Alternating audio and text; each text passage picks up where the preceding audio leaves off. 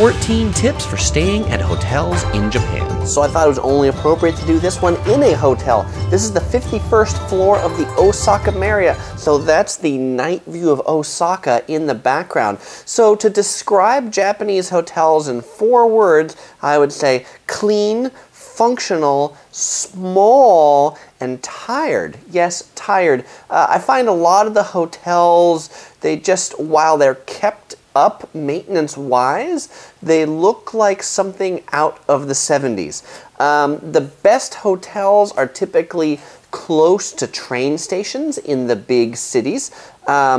I also suggest that if you're coming to Japan, you book your hotels well in advance. I know there's plenty of destinations that you travelers out there will book last minute, the night before, things like that. If you're coming to Japan, particularly during busy seasons, say like Tokyo in March or April for cherry blossoms, you'll want to book your hotels 3 months out, or you'll find yourself staying at a capsule hotel or a love hotel because those are the only things available.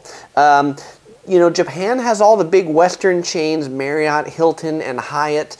I generally find those to be in the tired category, though recently Marriott, Hyatt, and Hilton have been making a re-emphasis in Japan. This Osaka Marriott's pretty fantastic. The Andaz in Tokyo is pretty fantastic as well. But often there's not a really good price-to-room ratio for the Western hotels. They seem to charge a premium just for the name. So I'd suggest you look at some of the Japanese chain hotels. For example, there's the Nikko hotels, ANA hotels, JR hotels, JAL hotels. Those hotels will typically have a better price to value ratio, and they'll often be in better locations. I find, again, the Western chain hotels, they're huge, and so they've got to be way far from the train station to get the big land to build a mega hotel, but where you really want to be is close to transportation. If you're on a budget, look into Toyoko Inn. Toyoko Inn is I don't really want to say the Motel 6 equivalent for Japan, because Motel 6 usually has a negative connotation, but Toyoko Inn is very good, clean business rooms, though they are really, really small. You may not have enough room in the floor to open your suitcase. You may be opening your suitcase up on your bed, but if all you want is a room to sleep in, Toyoko Inn is pretty good.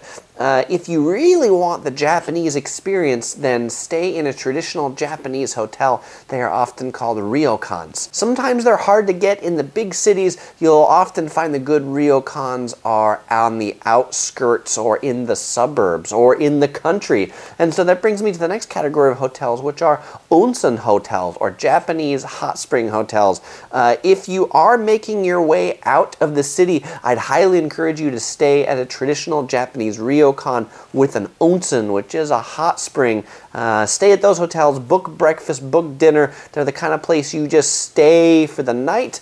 You probably only want to spend one night in those hotels, but they're really nice. You know, you sleep on a traditional tatami mat with futons. If you're interested in more of those, I've got a whole bunch of reviews of traditional ryokan hotels. You'll find the link in the description below to my Japan hotel review playlist if you want to see more about that or any of the other hotels that I've stayed in. I've got reviews on probably 30 Japanese hotels all across Japan. Another trend of hotels in the big cities are capsule hotels. Space in Japan is at a premium, and so these capsule hotels, they are basically just a little capsule big enough for you to sleep in, maybe big enough for you to sit up in, to watch TV. They're sort of designed for people who missed the last train and need a place to sleep until 6 in the morning when the trains go again. They're really not designed for long-term stays. Even kind of, I don't know if I want to say odder on the scale, but another level of the scale are love hotels. If you only want to get a hotel for an hour, you can do that in Japan, and there's this category of love hotels that you basically book at an hourly rate. They're called love hotels because that would typically be where you would go with your partner whom you love.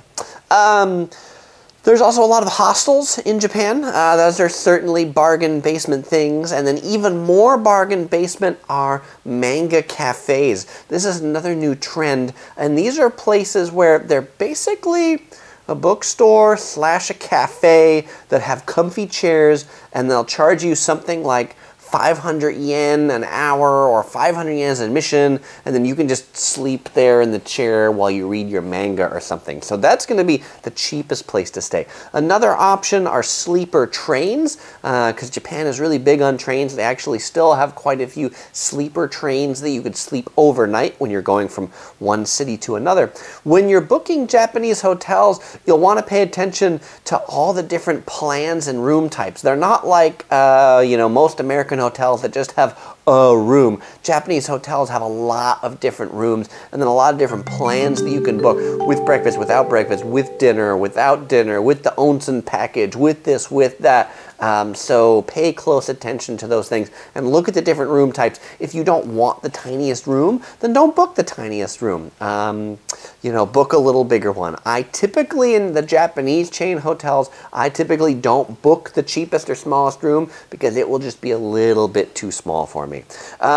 Japan still has a lot of smoking rooms, so if non-smoking is important to you, and it is to me, make sure you book a non-smoking room. Many hotels also don't have parking, so if parking is important to you, like you're renting a car and you want to be sure you can park it at the hotel, make sure you check that in advance. And then just the last tidbit I want to mention about hotels is that most hotels will accept packages for you. So if you're ordering something from like Amazon Japan, you can have that shipped to your hotel and they'll accept it often a few days before you check in. Well, hey, that's it. Those are all the major things you need to know before you go to Japan. You are well armed to visit the land of the rising sun. So I hope you enjoyed this video, and Topher does too. If this was your first time in Yellow Productions, make sure to click this yellow ball to subscribe for our fun, informative travel videos every week, or you can click up here, over here, or links in the description below to watch some of our other videos. All right, thanks for watching. Bye-bye.